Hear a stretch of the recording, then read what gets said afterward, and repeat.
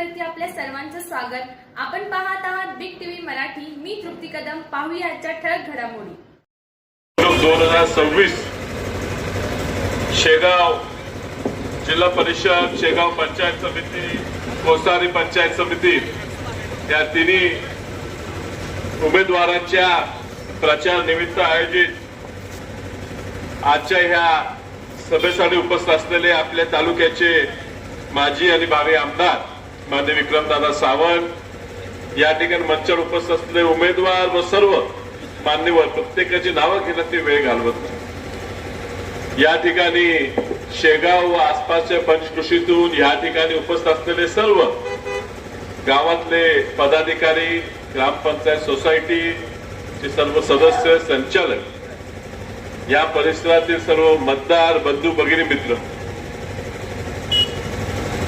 या तालुक्यात जवळजवळ आता मी 27 वर्ष येतोय। 27 वर्षात बऱ्यापैकी बदल या तालुक्यात होत गेला।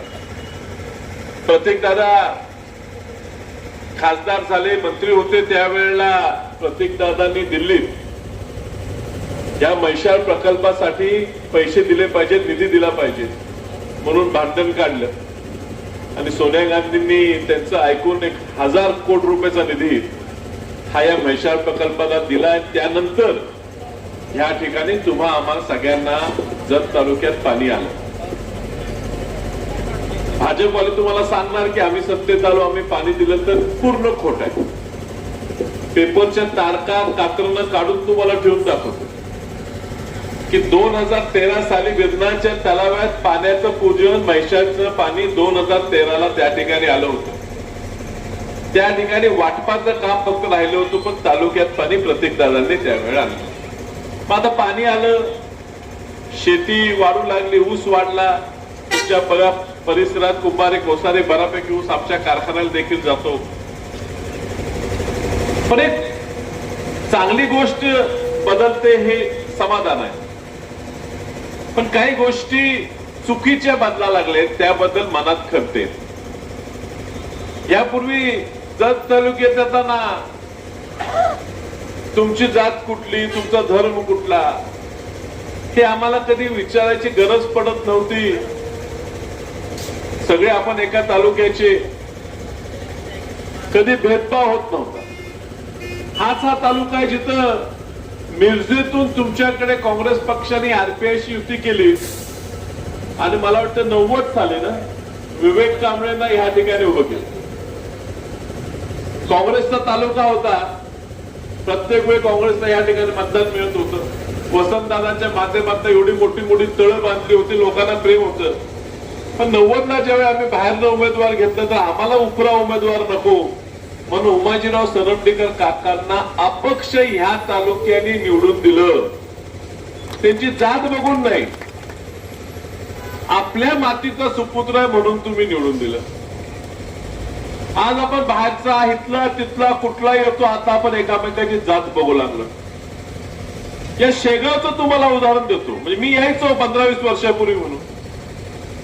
या ठिकाणी इथंच एक दर्गा का मस्जिद होती, इथं शेजारी होती, माहिती आहे का तुम्हाला कुणाला, इथं मागे होती। आणि मग त्या समाजाच्या लोकांनी वर्गणी गोळा केली, मुस्लिम समाज लोकांनी ठरवलं की आता हे जरा इथं नवीन इमारत बांधूया।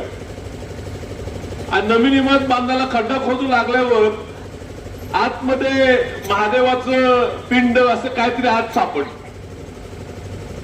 मी पण तरुण होतो, आता ह्या गोष्टीला 15-20 वर्ष झाली। म्हणून आता काहीतरी नुकतंच बाबरी मस्जिद हे ते भांडण चाललं होतं, राम मंदिर चाललेलं, दंगा चाललेला, आता काय होते। पण गावाने सामंजस्यात ना, बरोबर आहे ना, सामंजस्यात ना गावाने ठरवलं जर इथं पूर्वी देऊळ असेल तर आम्हाला पण इथं आमची दर्गा नवीन बांधायच नाही, ही जागा आपण गावच्या ताब्यात देतो, आम्हाला पर्याय जागा ती पर्याय जागेत जाऊन त्यांनी त्यांचं काय दर्गा मस्जिद बांधलं असेल, इथं मंदिर बांधायला जागा मोकळी करून दे। मी किती सामंजस्यात लोक सांगत होती, तुझा धर्म कुठला, माझा धर्म कुठला, कोण बघत नव्हतं।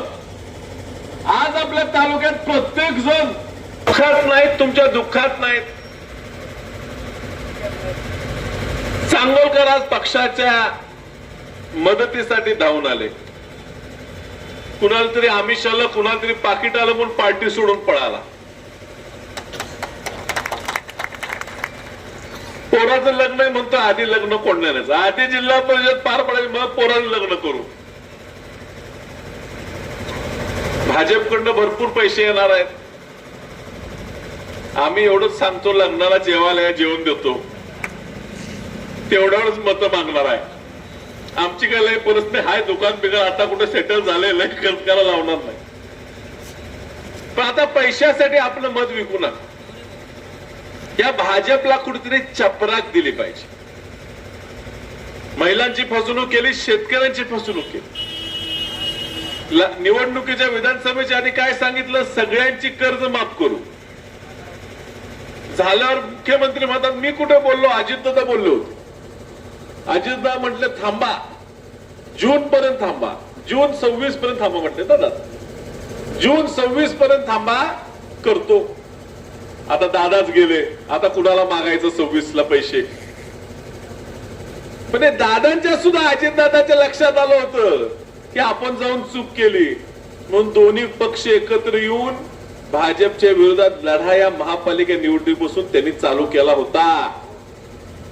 की आपल्या तालुक्याचं त्यांचं म्हणणं होतं की आपण एकत्र काम करूया, तुम्ही आमच्या लोकांना सोबत घ्या, त्यांना पण एका दुसरी जागा द्या. ही भाजप फसवी आहेत, आपल्याला फसणार, त्यांच्या सुद्धा लक्षात आलं.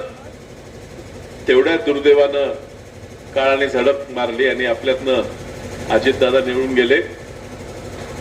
पण ह्या तालुक्यात आपली आघाडी, आम्ही एकत्र काम करू. एखादा कार्यकर्ता इथे तिथे जात असेल त्याला पण सरळ करू. पण ह्या निवडणुकीत मी तुम्हाला सांगतो, भाजपची निवडून यायची परिस्थिती नाही. महापालिकेच्या निवडणुकीत तुम्ही मोबाईलवर जावा, दिसेल चंद्रकांत दादा म्हणत होते, पैज लावा, पैज. भाजप 55 ते 60 निवडून येणार महापालिकेला, पैज लावा म्हणत होते. आता कुणी पैजा